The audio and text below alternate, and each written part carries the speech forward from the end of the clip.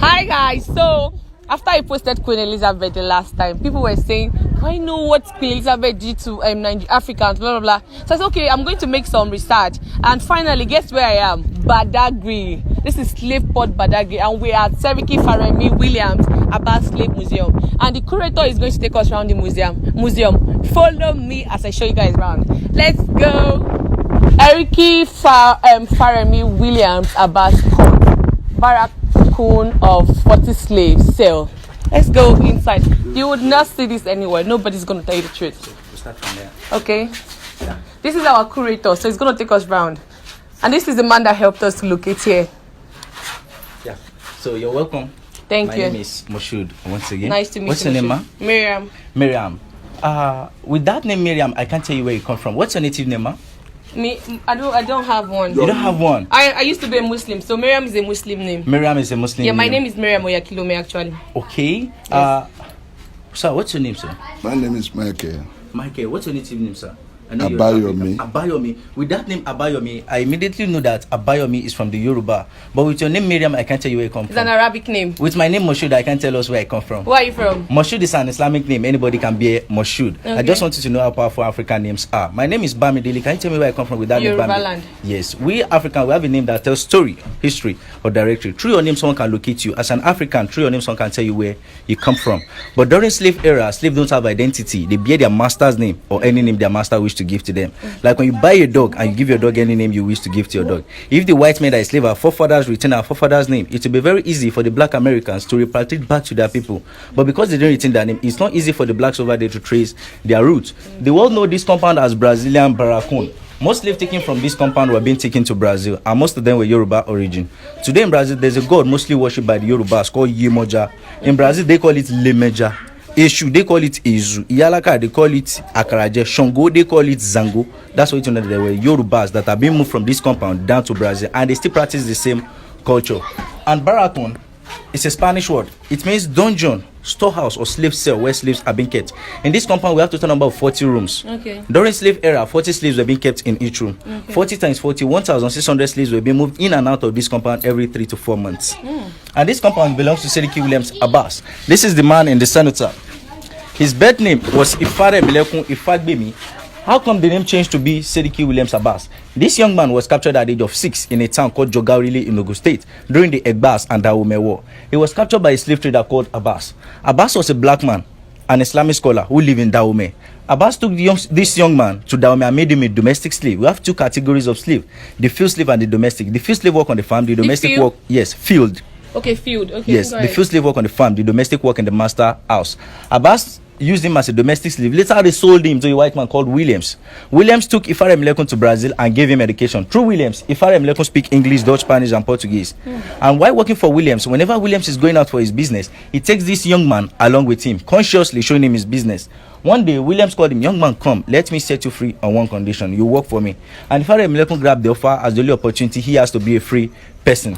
When Ifare Milekun left Brazil, he first settled at Lagos Island, then they called it Lagos Colony. He came to resettle in Badagry in this compound in the year 1840, when the second master, Williams, built this compound in the year 1840. Year 1895, Ifare Milekun was to ban Seriki Musulumi of Badagry.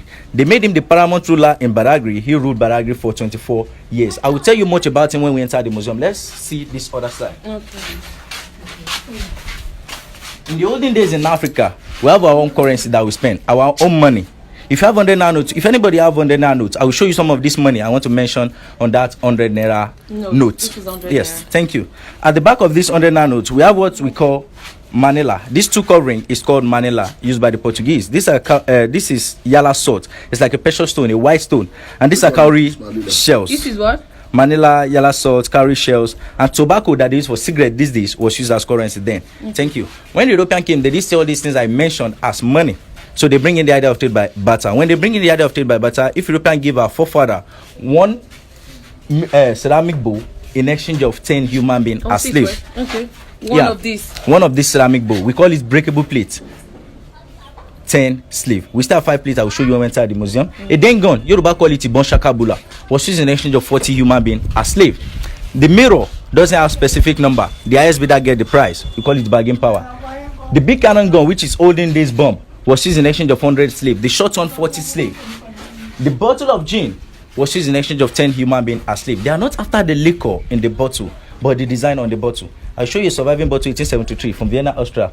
One umbrella was used in exchange of 40 human beings as slaves. The question is, we Africans or black men, what do we do with the den gun and the cannons? We use it to fight ourselves to get more slaves to sell to the whites. We sold ourselves into slavery. And these two doors have been here since 1840 when this compound was established. It's part of our monument. People all over the world come to see. Yes, since 1840. 1840. Yes.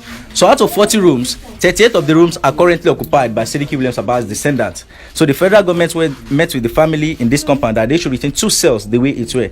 So they gather most of the relics and some of these items used in exchange of slaves in those 2 rooms for people all over the world to see. Let's go inside the rooms and see what we have inside.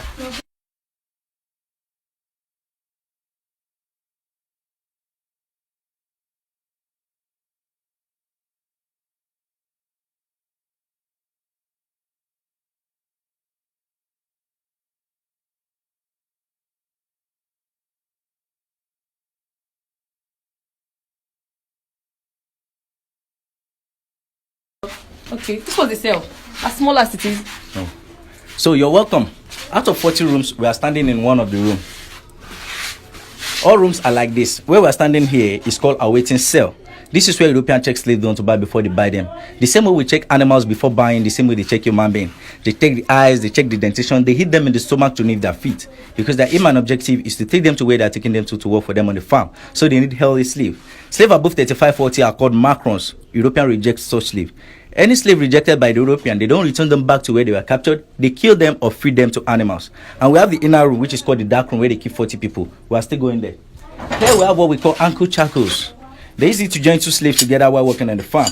One in the leg of the first slave, one in the leg of the second slave. Shall we try it? Okay. Yeah. On me? No, we are not slaves. Fine. Yeah. Okay. Like this, and they insert this rod and put padlock here. Can I try to move with this? Oh, You drag me along with you. 2 people work with this for 18 hours on the farm, and they have 15 minutes to rest. They want to eat, drink water, pee, excrete. Within 15 minutes, they continue another for another 18 hours. These things are made of metal. It always puts wounds around the ankle.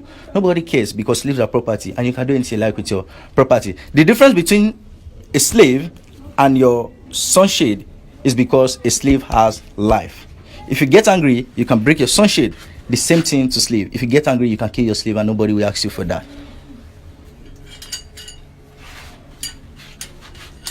And here is a surviving umbrella used in exchange of 40 human beings. This umbrella was made of wood, brass, silk, and cane.